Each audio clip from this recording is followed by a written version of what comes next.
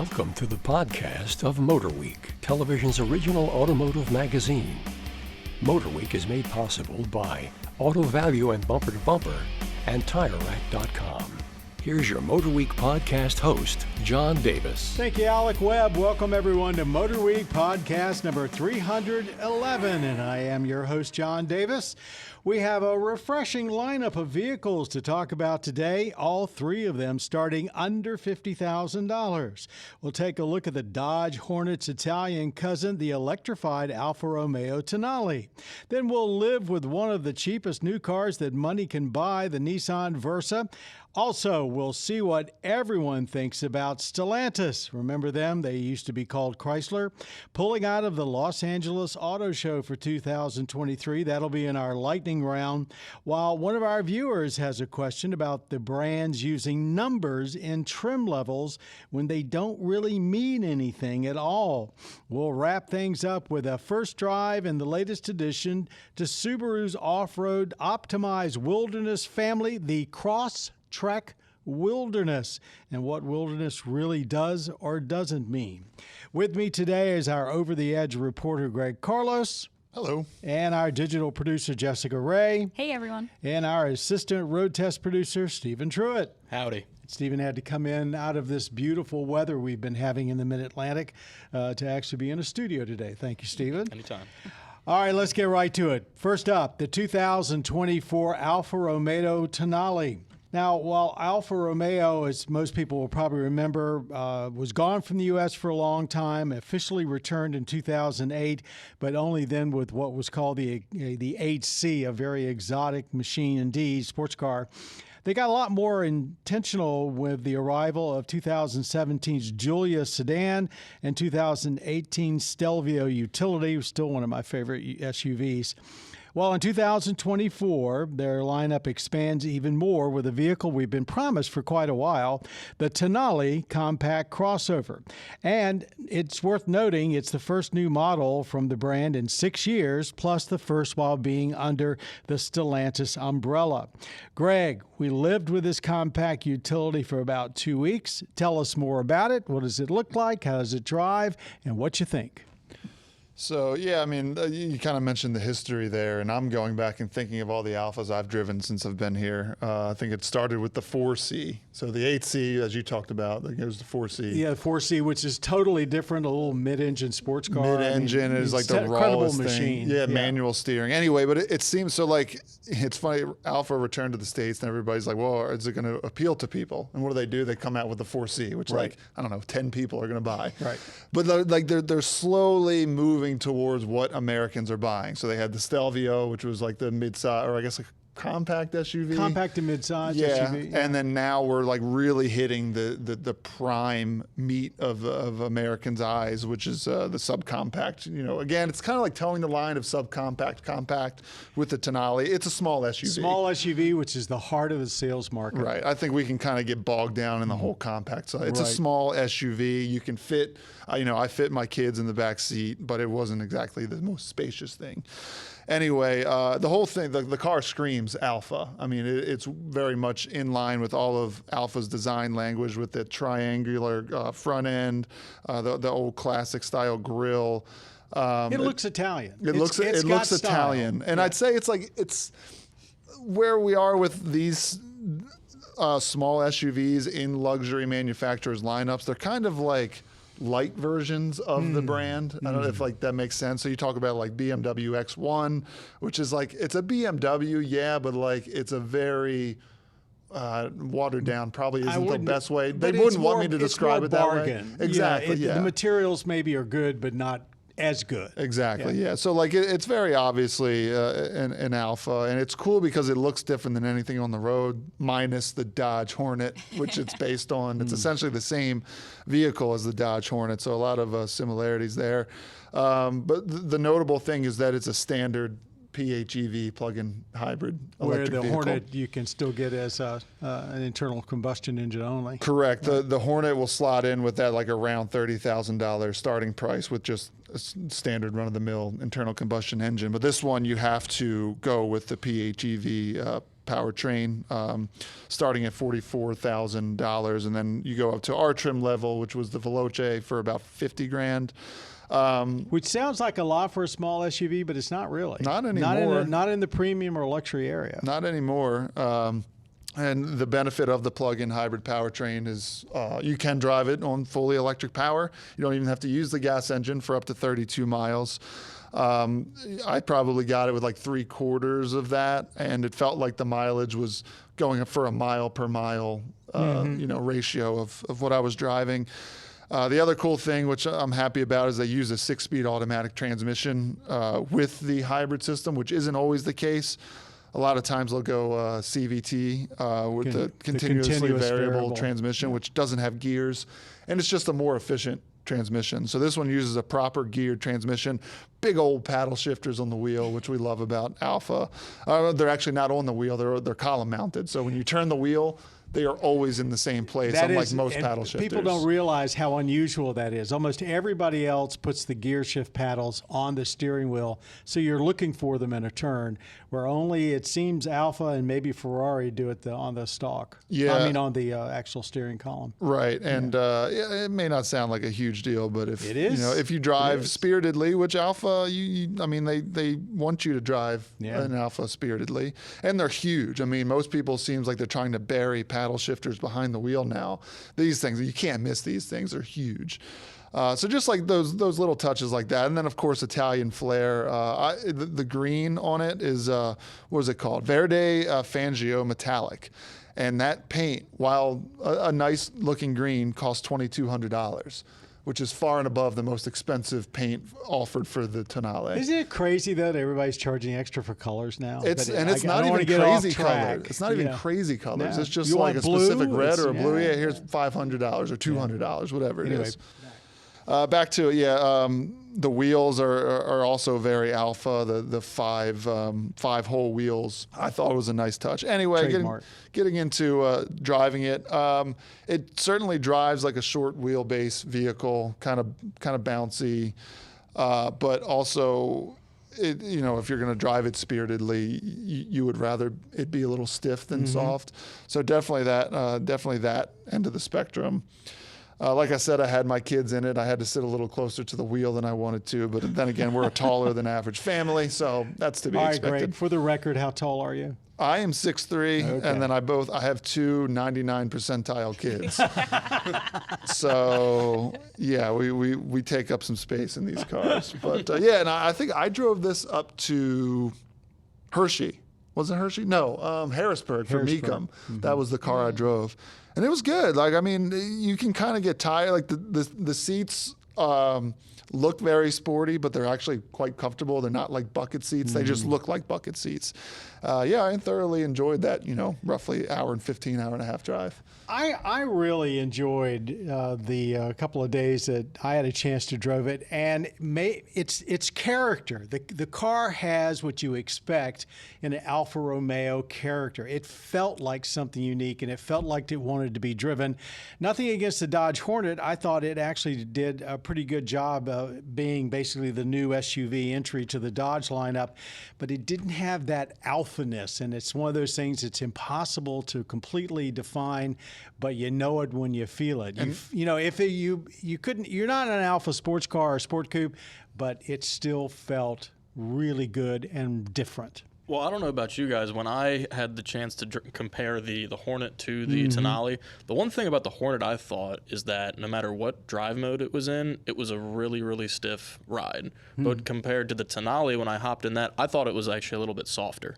Interesting. And then I think the Tonale has variable dampers. Okay, well that would help then. Where the Hornet did not. Yeah, Yes. but then when you in the Tonale, when you put the dynamic mode on in that DNA drive mode, it did stiffen up at that point. Then yes.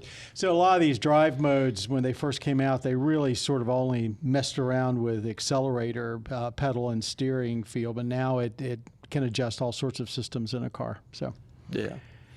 Jessica. I mean, I think that the green color looked really good. It was a good looking I car. unfortunately And can't. I'm not a green Is it color car. $2,200 good? I saw it on a Julia too, Yeah. and I don't know. I think it's one of their best colors. Honestly, That's why I think they're it's charging like for it. super sharp.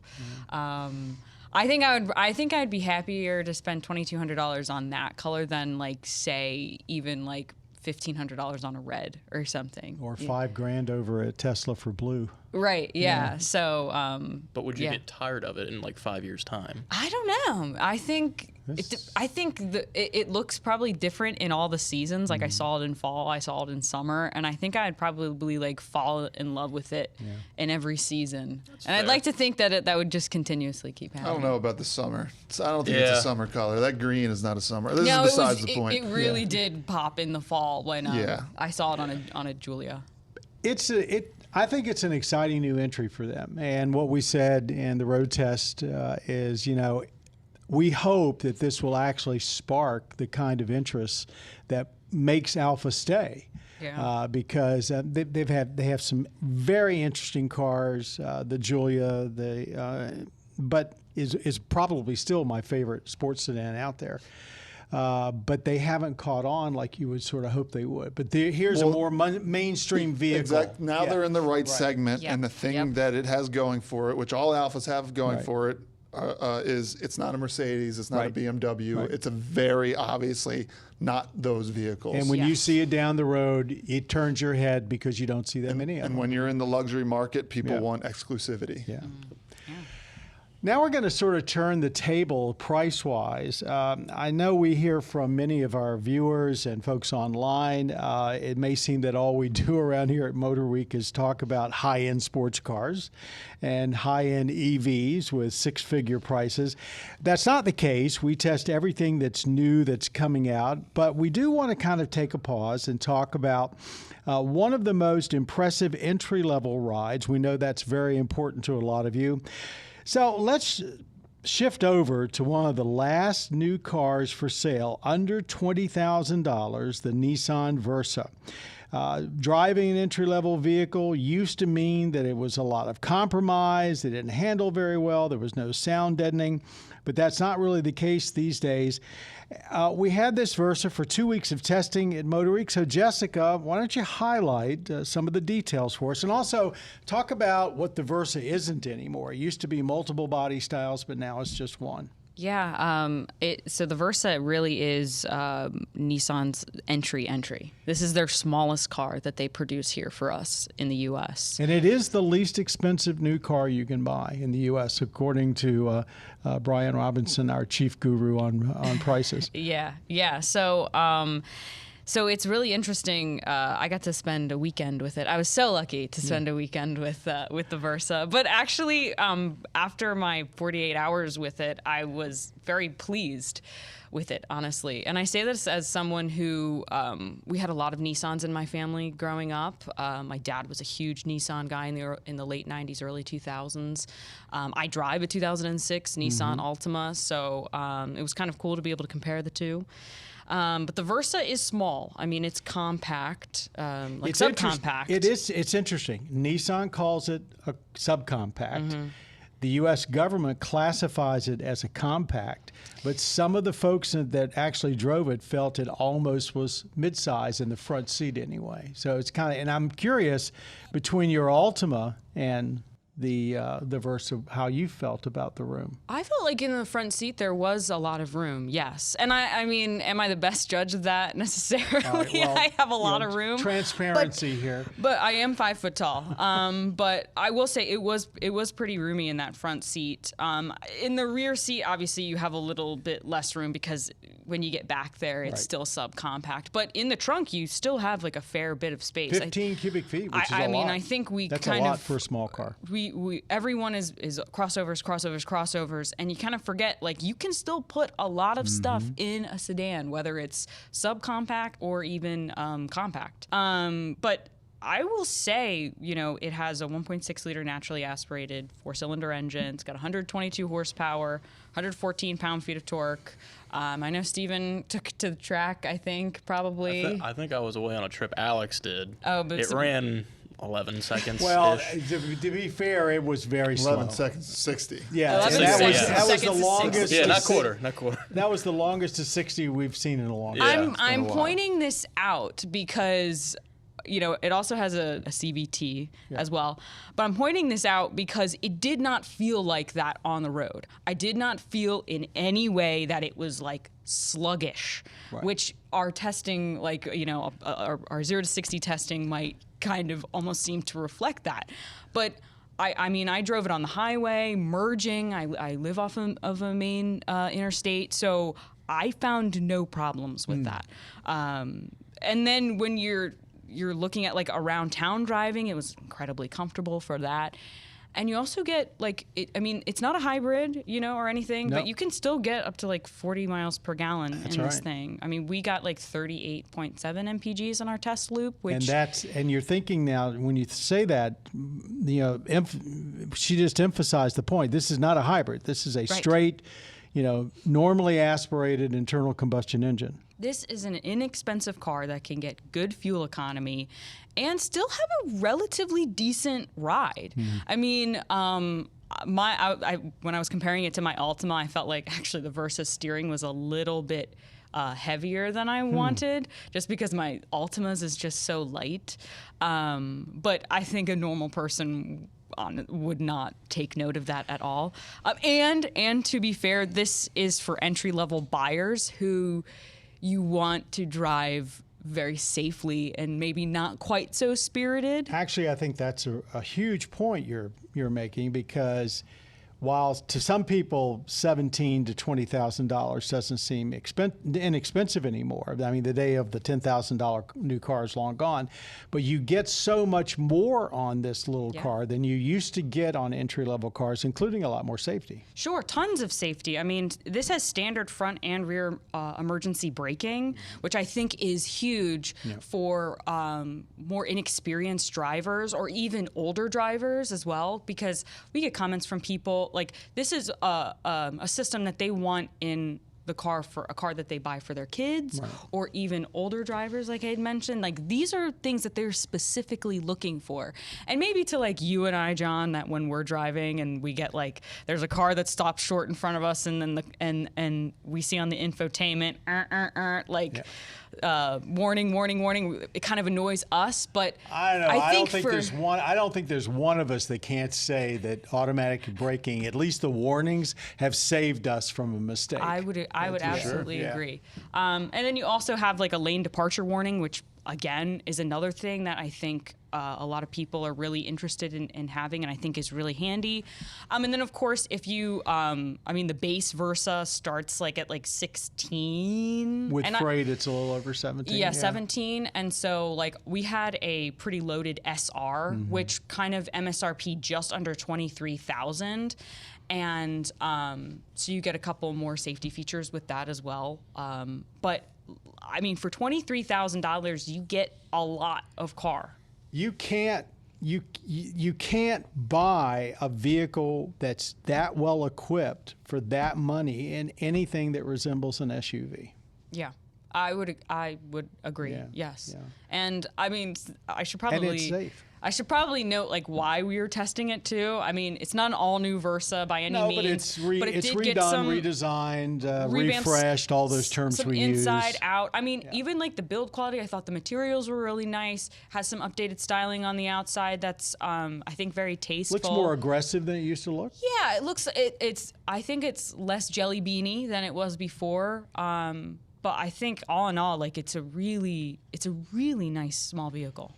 I must have been gone when we were testing this because I didn't drive it, but it sounds like everything that Nissan You might wants not to have be. fit in it. No, well, I mean, I'm sure I would have, because you guys were talking about was it a subcompact? Is it a compact? There's I mean, actually plenty of room for it. And I'm 6 foot, and there's plenty of headroom. yeah, I mean, like the Sentra.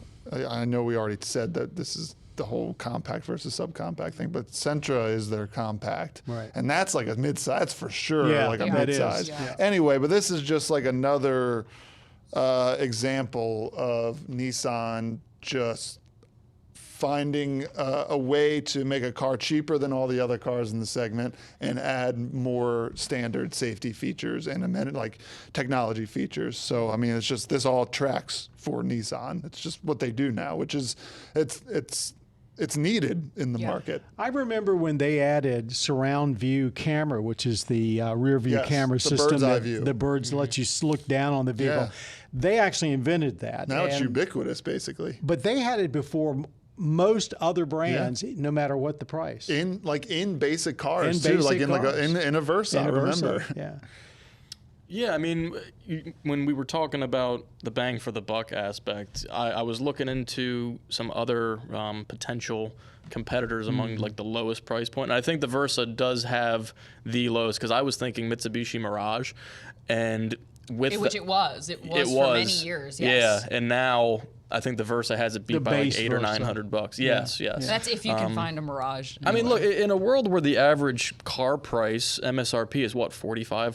$50,000. Look, I mean, if you are looking for a good point A to point B, I think that this is a very good route to take, and you're not going to get in any trouble speeding, honestly. You're not gonna But as we're talking about at the beginning, it's no slouch when it comes to handling and braking. Right. It stopped very well. Yes, it it did. handled most situations at our test track very well.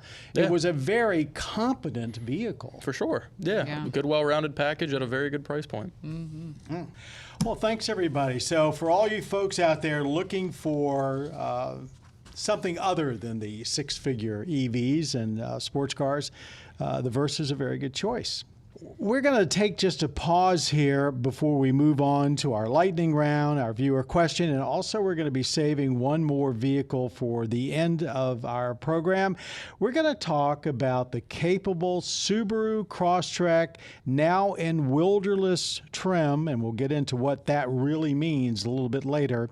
This is a compact utility that's been a huge hit for Subaru, and they've now found this rugged-looking wilderness trim, which they've applied to other vehicles, and is now making its way onto the popular Crosstrek. But let's do our lightning round first, and here we go. We're going to ask each of our panelists here to sort of comment on this. Stellantis, what we used to know as Fiat Chrysler America, recently announced that due to costs stemming from the United Auto Workers strike, which as we do this podcast was in the process of being, at least at Ford, meeting a new contract.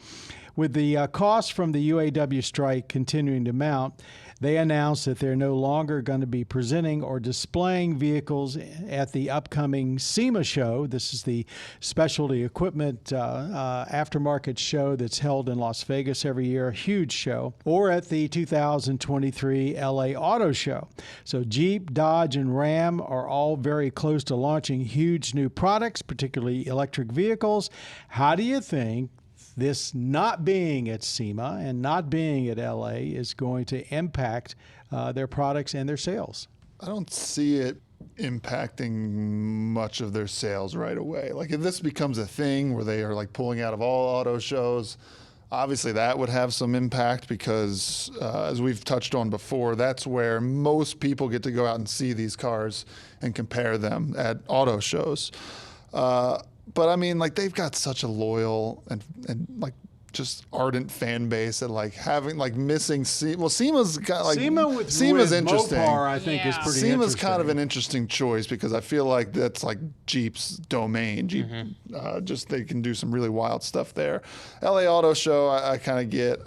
So like to answer the question, I don't think it's going to make a huge deal like right now. I will say like I don't love them using the strike as a means to defend themselves on this. I mean, if they just want to save money.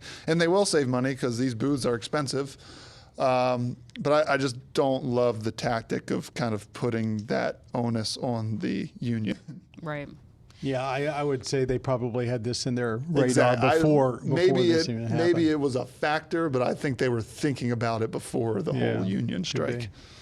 I mean, I'm thinking about like their new product that they are going to be launching, right? I think like specific to Jeep, we still haven't seen that Recon, which is supposed to be their like next big product. Like, we still haven't seen Right. that in person. When is that going to be revealed? I feel like LA You want to would explain probably. what the Recon is? So the Recon is the first all-electric Jeep.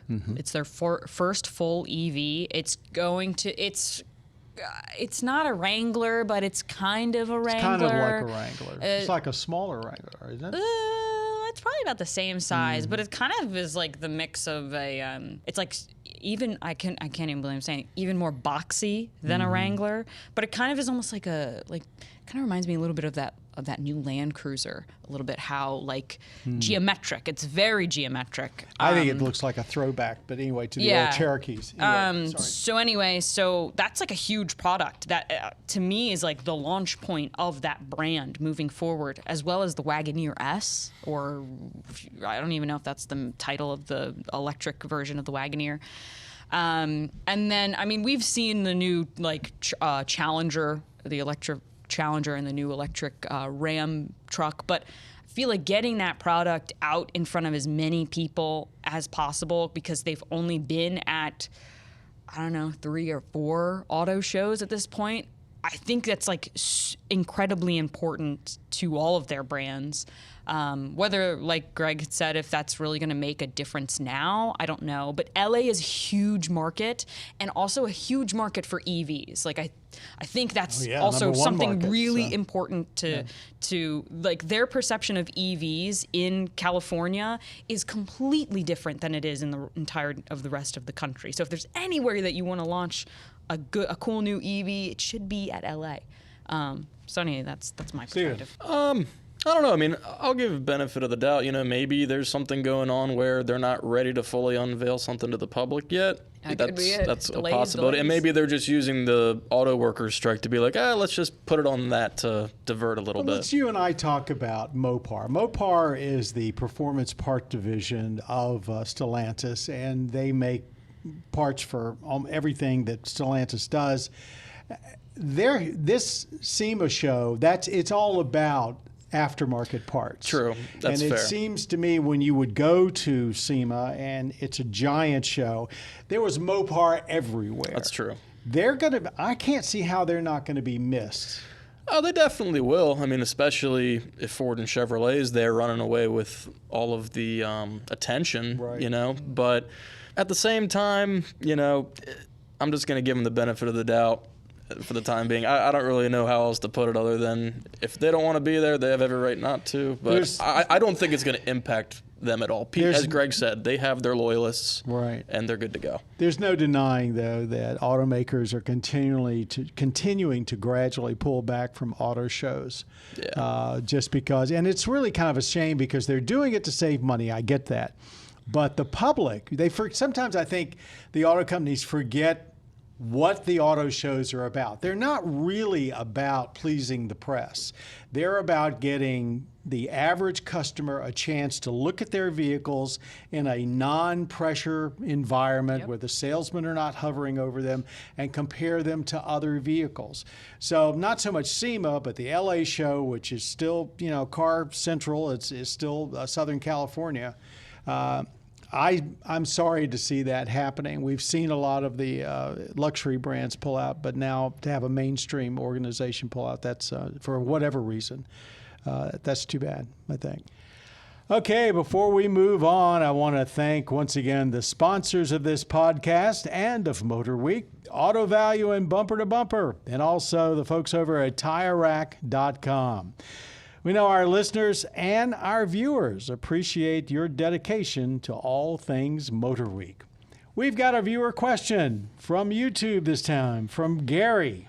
He said, why keep using numbers in trim levels if it no longer signifies the engine size or anything else for that matter? For example, the Mercedes EQE SUV. To give you a little context, once upon a time when you looked at a Mercedes or a BMW, they would have letters and numbers, and usually the numbers had a lot to do with the displacement of the engine.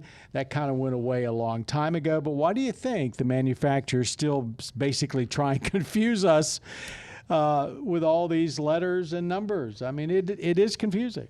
It's because that's how they already denote power levels between different Or size. engines. Yeah, exactly. So like, I hear what you're saying, and then truth be told, those numbers stopped meaning anything like more than a decade They ago. did, easily. When what was it? Say like a 330i no longer used a 3-liter. It was Right. It was anyway. whatever. Anyway, the reason they use them is to still denote like this one's more powerful than the next one. So like they already have lost their actual meaning. So it's like, well, obviously a 400 is less powerful than a 500. Right. So they continue with that whole thing. And it's the same reason that Porsche uses turbo and turbo S with their all-electric Taycan. Right, Obviously, yep. there's no turbo in the all-electric powertrain, but they use that because it's already been used across their lineup to denote this one is better than this one. But we're in a new world now with these sub-brands like EQ at Mercedes, and in that case, they're using the last letter to denote its kinship with the non-electric vehicles. Like the EQE is supposed to conjure in your mind an E-class size SUV or et cetera, et cetera. Well, I think Mercedes just more wants you to keep practicing your letters of the alphabet, it feels like. I mean, they're EQS, EQE, EQB, GLC, GLS, what have you. I mean, I've always been confused my whole life by the constant, changing of letterings of, especially Mercedes, and then BMW, of course, with 3 Series, 4 Series, 5 Series, what have you. I don't know. I mean, I think it's convention. yeah, it's Yeah. just what they're used to. Tradition. And if that's what they want to roll with, Yeah. we're not like we're going to change anything. They're going to keep doing it. To be honest, I used to mind it a lot because it was so confusing. But now with everybody searching for new names for their vehicles and names often made up by a computer, I kind of like the fact that at least I can look and it's a simple. First of all, We I know can what pronounce means, it. and we, Yeah. and we know what it means. Yeah. Right? Like I hear the argument, but at least like, okay, why the 500's at the top, because that's the most powerful. But it's like it's the same reason like with electric BMWs. Why do they even have a kidney grill? They don't even need a grill. There's no point of a grill on the electric car other than it's a BMW and it has to have an electric grill. It's a styling Or trademark. I mean, a kidney grill. I'm sorry. Yeah. Yeah.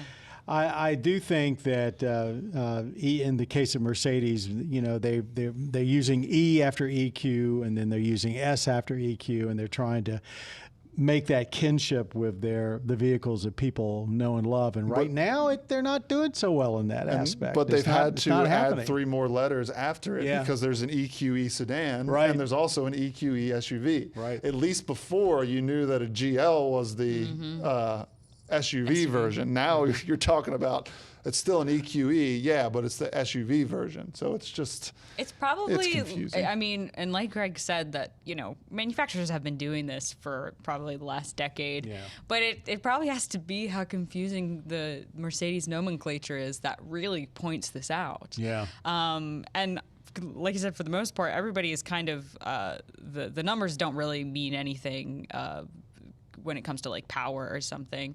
I mean, I think the last few vehicles that you could say that the numbers actually meant something was probably the Lexus GX, which is now was the 460 and now is the 550, which doesn't mean anything because it's a 3.5 liter twin turbo, or like the Nissan, the 350, the 370. That used to and now it's denote just that. a Z, Right. which you guys could have called. They could have called it a 400. Yeah.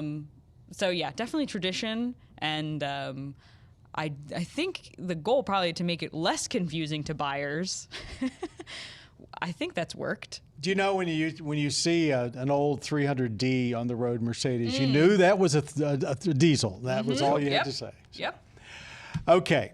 Now, we did point out at the beginning that we had 3 vehicles we're going to talk about today, and we're now up to the 3rd one. While most Subarus, everybody knows, the majority of them, of course, come with standard all-wheel drive, and even out of the box, they're pretty capable to take at least off pavement into minor dirt roads and up into the outback. The brand's new Wilderness trim takes things up a notch. Wilderness is Subaru's answer to buyers demanding vehicles that look more capable in any environment or on any road, even if they never are going to venture very far off pavement.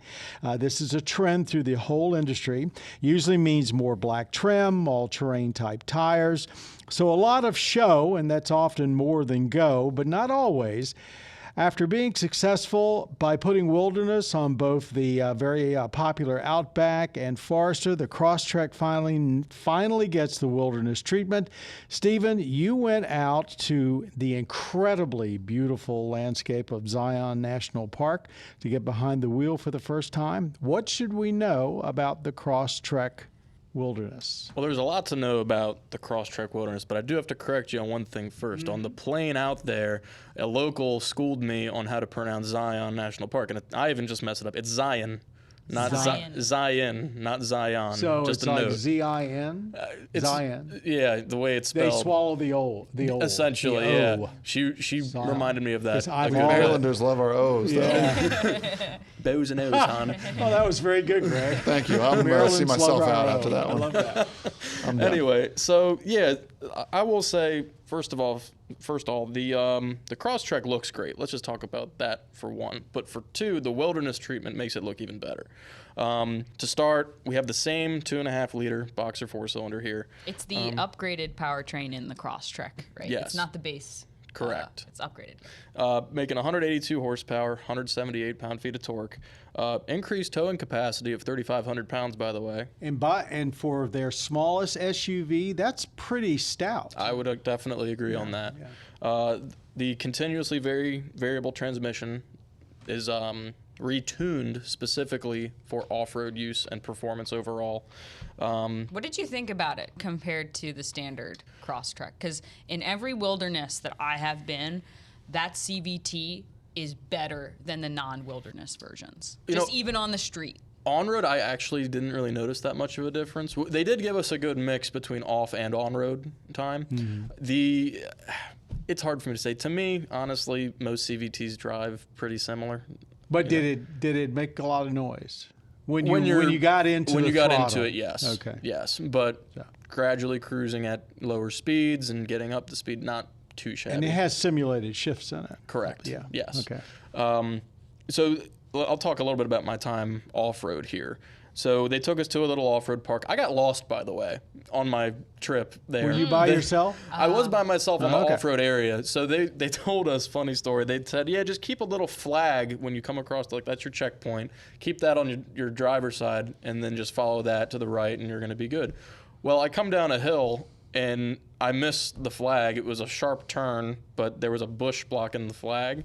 So I just keep going straight. And I got to a point, I'm like, I don't see another flag. And I eventually got myself turned around and found my way back. So they didn't have to come out and rescue Thank you. God, no. Goodness. I was concerned. I was like, man, the bears might get me out here. Just kidding. It was the desert. So yeah, but with that, you get 9.3 inches of ground clearance. So what's that? About an inch more? Half an an inch. inch. Yeah, but it was significant. I mean, it's got hill descent control, which helped me out. Explain what that is. So essentially, hill descent control, it's a mode that you press. You can set your speed, and as you're going down a hill, it modulates the brake for you. And instead of having to do it yourself, the vehicle just takes over and you get down safely. It's like cruise control for going downhill. Correct, so, yes. Yeah. It gives you a little peace of mind. As far as some other little quirks to it, you get a roof rack with that. A lot of like there's these goldish tones that are accented. It looks quite nice, especially like on that blue paint. The geyser blue, which is Wilderness exclusive. It's a very really nice contrast. But with that roof rack, you have a 700-pound static roof load limit. So in terms, that's quite a bit. Yeah. So they want you to like sleep in a tent. Yep. Is that the Yeah. idea? Exactly. Yeah. So that's like 3 people. That's pretty good. Yeah, very impressive. Not 3 of me. But honestly, yeah, I mean, I guess the idea is there, like for scorpions and snakes, you want to get away from. A bear will just get up right up on there. Exactly. I mean, like 9.3 inches of ground clearance is great, but a bear is going to go right up on there and get you right out of that tent. When he doesn't even have to try either. Yeah. So yeah, I mean, along with that too, you get an exclusive wheel and tire package. Get the Yokohama Geolanders, Yep. I think, come All on terrains. those. Pretty good tires. It's very good tires. Yeah, when we were on the dirt trails, like getting up a hill, I had no problem with that. Let me ask you about that. You know, Subaru has never, ever gone in for big horsepower and torque numbers, not even on their WRXs. So it's only 182 horsepower and 178 pound-feet of torque, which you know, we talk routinely about EVs with 500 and 600 horsepower and pound-feet of torque. But did you ever feel in any of the situations that wasn't enough? Only on the highway, maybe in some maneuverability settings. In terms of, you know, lower speed stuff, like when we were cruising through the park, it was fine. It was really okay. And it was even quite fun at a couple points, especially low end. If you're going 70, yeah, definitely just stay in the slow lane. That's the thing that I think kind of, whether it's intentional or not, tricks people into thinking they have more power than they do in these Crosstreks. Because we've had many long terms. Is that the reaction of the CVT when you initially touch the throttle is quite instant and like robust. Like, so where you feel like, oh wow, this thing has a lot of power, only to realize is that you actually do not have a lot of power, and that car coming into you as you're trying to get across 3 lanes. It's coming faster than you want it to. So it's like a little bit of trickery going on there. There is, and it's auto industry inside knowledge. There is a measure that automakers design for, and it's 0 to 50 feet. Yes. It's that initial tip in when you hit the throttle, and they want that vehicle, no matter what the 0 to 60 is or quarter mile, they want to make you feel like you've got enough power right off the bat to get out of harm's way. And a little chirp of the tires sells it too. You could be tricked into thinking that all the torque is down low, when in fact it's actually, you got to really work that CVT to get it. Yeah.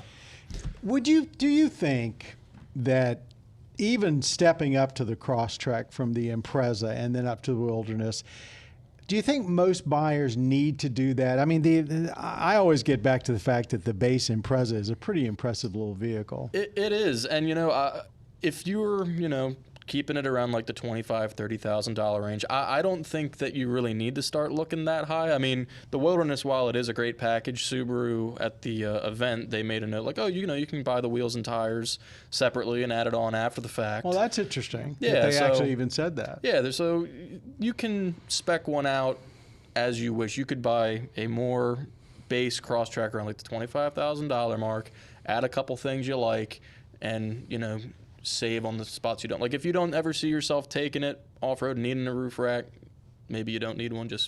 Or maybe you don't need that increased towing capacity or something like that. Because this is an $8,000 premium over a base Crosstrek. Yeah, it's just shy of $32,000 at $31,995. And actually, that base Crosstrek at $22,000 or $23,000, that's got to be one of the best bargains on the market. Oh, 100%. Yeah, we were talking about earlier with the Versa with inexpensive vehicles. You know, with all-wheel drive standard, that's pretty impressive. It's funny we're talking about making a Subaru more rugged looking for people. Yeah. Just because like those are typically more rugged than anything else like that you're going to compare it to. So it's like just a little bit of extra. Well, one thing I definitely would say, and it's a pretty big detail on the inside, but you know, depending on who you are, what the Wilderness treatment gives you is the seats. Yeah. The material of those seats, the StarTex material. Those seats, well, and also during the briefing, Subaru was saying that they tailor these towards people who own pets. That, you know, they've always been a pet-friendly if brand. They get dirty, easy to clean. Don't sweat it. You're good to go. And then they had a bunch of other accessories too, like if you want to prevent them, the dogs or whatever you have, who knows, maybe you have a bird, from scratching up like your door panels and whatnot. They provide like slap-on pieces that can get scratched. Boy, rather could than I your have door used panels. one of those lately. My newest dog just put nice claw marks down the door of one of my vehicles. Oh, that's the worst. Thanks, Stephen. That was a great report, and I bet Zion. So Zion, you there you enjoyed go. your time in Zion. Oh, it was a blast. Get out there. You did some true camping too. I They did. had Yeah, I you was in a tent. like a proper real- tent. a It real wasn't. It proper wasn't tent? just glampy. I heard coyotes at 5 o'clock in the morning. I had a wood stove as my heating source. Okay, so you said tent. Yeah, you that said there was conjures a up- wood stove in the tent. Well, so it is glamping and a king size man, bed. was- I and saw. a Wait a minute. king-size No, bed. And a hold king-size on, hold bed. on. I saw Sophian's pictures of Yes. this You had tent, and it was not. I mean, you say tent. Tell us exactly the kind of tent you were in. So the place is called Under Canvas outside of Zion National Park, and well, Jessica was getting ready to mention Sophian from. and he saw. He had quite a few Tarantulas? tarantulas. Yes, he did. He And got, This he got is the another tarantula auto tent. rider. Yeah, another. he was telling me about that too, and the one arachnophobe wound up encountering like 3 tarantulas. But yeah, so it was glamping, but I did wake up cold. I had to start a fire at 3 a.m. So You had to start your own fire in your own glamping tent. yeah, and I The smoked sad myself. life I that smoked we myself lead. out too. I left the door open for a little too long, and The not sad too good for life. an asthmatic. Automotive journalists, we have such a hard life. Thank you, sir. I'm not sure we all needed that detail. All right, we're going to finish up and see if anybody has a rant or rave, something that's sticking in their mind this week. Anybody? I have a Oh, rant. Fire away. Usually it is. I Jessica actually these have a days. rave, but I'm going to save that to the next time because it's a little more appropriate. There's no for, better time like the present, Jess. No, that's why I'm going with the rant because it was very relevant.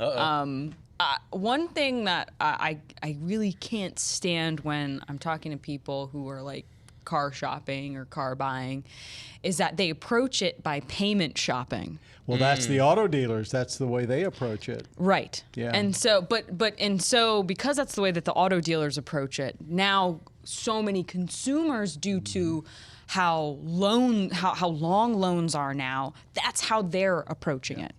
And I dislike that so much Well, because it's not smart economically. Exactly. Because I was like running some numbers too. I was thinking like, all right, like how does this really trick people? Because it does trick people, I think. And say you take like a $750 a month loan payment, right? 60 months, 5%. That's actually a cheaper loan.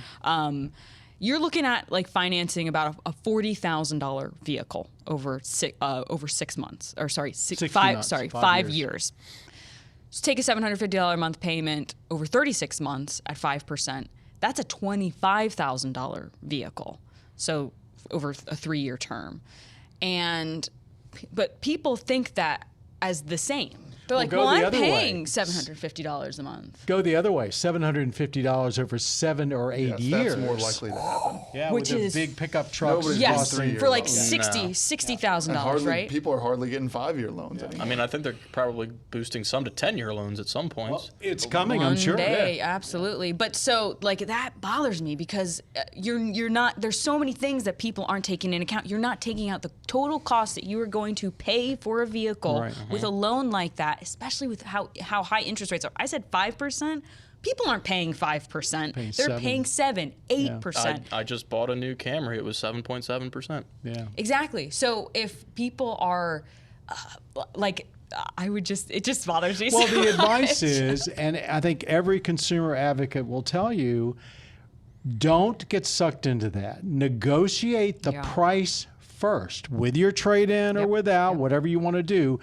Get the price down. And when you are happy with the price, then you can start talking about finance. But don't let the salesperson do that to you, because all you're going to do is end up paying a lot more for the vehicle. And then, 5 or 6 or 7 years in, you're stuck with a vehicle that's not worth very much when you get ready to go trade it And in you're still again. paying $700 and you're still a paying month. $700 a month plus. Yeah. So, And not only that, I mean, the fact that considering getting a deal today is just getting MSRP. I mean, I got lucky Yeah. on my deal. I Yeah. mean, the deal I got, my family's bought a lot of cars from this dealership. I actually got $1,000 off sticker, Woo. which and a You're right. rebate. Right now, it's most of it. It's starting to loosen up a little, but I think with the strike, probably that might be out of the picture again for a while. True. Well, thank you very much. No one else? Then I think we will wrap up. I want to thank everyone out there for listening to our podcast today. If you're wondering what time MotorWeek can be seen on your local public television station, go to our website, motorweek.org.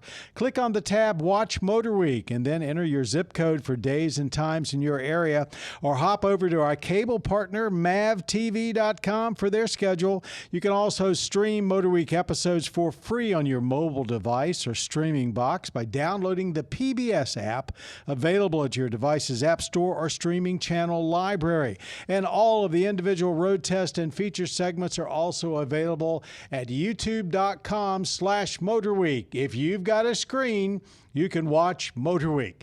And thanks to Greg Carlos, Stephen Truitt, and our podcast producer, Jessica Ray, audio engineer, Austin Harris, our podcast creator, Bob Mixter. And I'm John Davis. Thanks to all of you for being a part of MotorWeek. You have been listening to the podcast of MotorWeek, television's original automotive magazine. MotorWeek is made possible by Auto Value and Bumper to Bumper and TireRack.com. For additional information on podcasts, videos, and showtimes, visit our website at motorweek.org. And watch MotorWeek, television's longest-running automotive magazine series, each week on your local PBS station.